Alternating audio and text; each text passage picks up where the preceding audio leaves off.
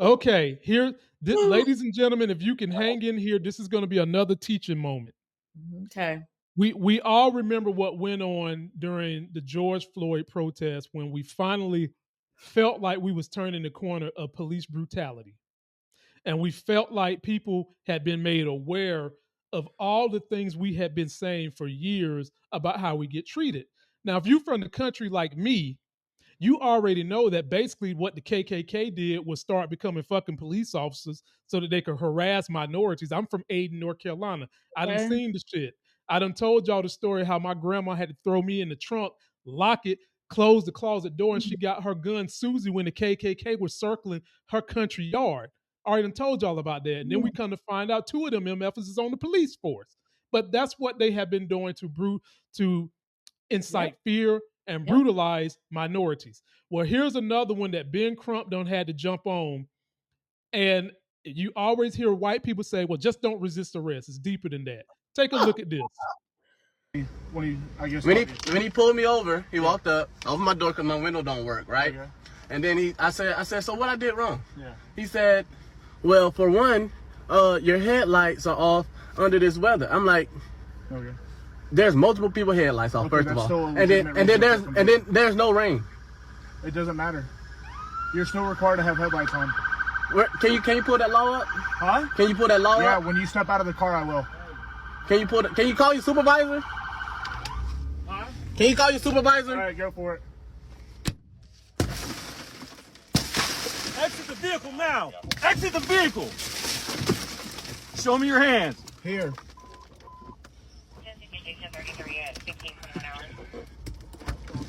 I'm here. What is your reason, sir? Step out. What is your reason? Step out now. All right. Don't. Get on the ground. Stop fighting. Put your hands behind your back. Put your hands behind your back. I'm resisting. Hands behind your back.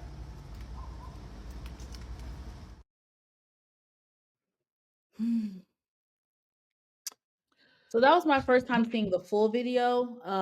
Like I said, I scrolled past it before it escalated. So y'all saw my reaction. I'm trying to process what I just watched. I just Let me help you out here. Folks, understand the law. Pretty much across every state in the United States, you can ask for a supervisor. You have the right to do that. You have the right to remain silent. You also have the right to not say a word. You don't got to say nothing. If they ask you to get out of the car, you are supposed to get out of the car. However, where the lines get crossed in this situation, if there's no imminent threat, breaking his window and punching him in the face is excessive. That's excessive behavior. That's cruel and unusual punishment. First of all, the other officer on the passenger side was looking in the car, saw the boy hands. Yeah. Then he tells the other guy, just go ahead and break his window. Okay, you broke his window. Why'd you punch him in the face? That's going to cost that ass. Yeah. That is going to cost that ass. Then when you pull him out of the car, you punching him in the face again. Yep. See, y'all attacked him. See, that's that bull job because white people will tell you, just get out of the car. Just get the fuck out of the car. Have y'all forgotten how many times we've gotten out the car and when we don't make it home? You forgot about that? Now, granted, the law says you are supposed to get out the car, so he should have got out the car. But the law also says you're not supposed to use excessive force if you're not in imminent danger. So Ben Crump is on this. He's going to handle that, and I hope he fleeced them and them two, especially the one that punched them in the jaw, punk asses. Hope they go to jail. Hope they spend some fines. Hope they get fired. Because oftentimes, Monique Nicole, you get these dimwits who can't make it nowhere else. They can't graduate college, go get these jobs just so that they can feel like they're fucking special and have an excuse to try to get in a confrontation with people. That was a situation where you could have de-escalated the situation easily. by just you could have broke the window. You didn't have to punch. Let me pause you there because I'm gonna be honest. What I saw was an ego trip. When that intelligent black man said, "Ask for the supervisor," That white officer said, "How fucking dare you?" That is because if you guys go back and watch the video, as soon as that young black man said, "Can I speak to your supervisor? Can you call your supervisor?" What did the white guy say? "Okay, go do it. Go Do it." ahead. He signaled to his piece of shit, punk ass, racist partner and said, "Go ahead and do it." They already knew. It was a retaliation. How dare you be an educated black man and know the law and challenge me and ask me? I mean, there was no attempt to de-escalate that. None. When the black man said supervisor, the officer should have said, "Get out the car now." It could have been, he could have reiterated that. It should have been reiterated 50 times before it even got to a breaking of the glass. Then God bless the man in the video, because breaking of the glass, that was already intense. The glass shattered. He did not move. He did not flinch. His seatbelt was still on. You guys do not even attempt to He take showed him his hands. showed his hands up like this, and when you got out the car, y'all proceeded to beat him up and punch him in the face. In the face, as Eddie Murphy would say. In the face. So beyond violation, and what makes me want to cry, I mean, I want to cry for 100 different reasons.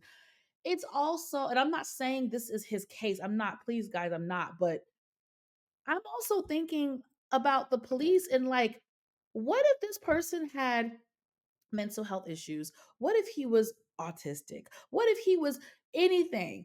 And it's just like, you guys just reacted. You guys just reacted in such an extreme and violent way. But if it was a white kid asking those same questions, I can bet my bottom dollar it would have never escalated. That officer was offended that this black man knew the law and knew what questions to ask. He was fucking offended.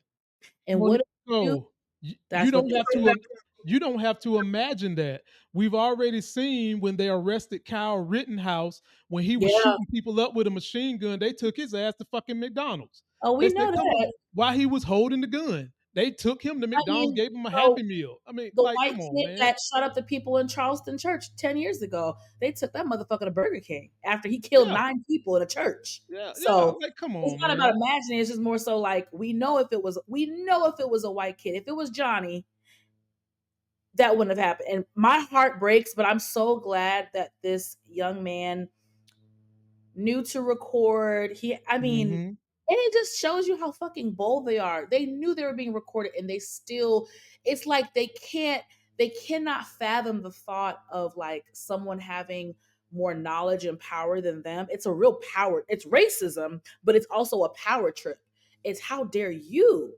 You're a N-word. How dare you challenge me? So shout out to this brave black man, because I think what he did was brave, right? Him recording it was brave, and him challenging them on the law was brave. Now, I will say this. I don't know if I would have had the same courage to do that. So I'm going to commend him for doing that, because I think that is a very scary situation.